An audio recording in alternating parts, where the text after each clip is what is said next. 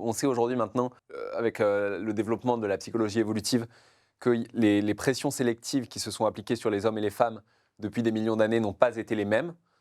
Pour les décrire très rapidement, ce qu'il faut bien voir, c'est que les femmes, depuis des millions d'années, quand elles sont enceintes pendant 9 mois, donc les femmes, une minorité d'hommes se reproduisaient et une majorité de femmes se reproduisaient. C'est-à-dire qu'une minorité d'hommes, on va dire, je dis n'importe quoi en termes de chiffres, mais 20% d'hommes mettaient enceinte 100% des femmes. Donc, pour se reproduire quand on était un homme, il fallait atteindre le sommet de la pyramide de la hiérarchie sociale masculine.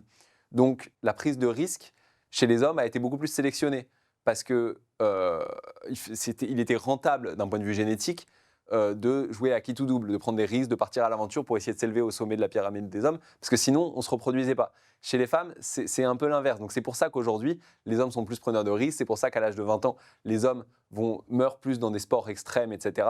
C'est parce que le besoin de se distinguer est en moyenne, toujours en moyenne, c'est important, plus fort, parce que les pressions sélectives qui se sont appliquées sur les hommes et les femmes n'ont pas été les mêmes. Feministe.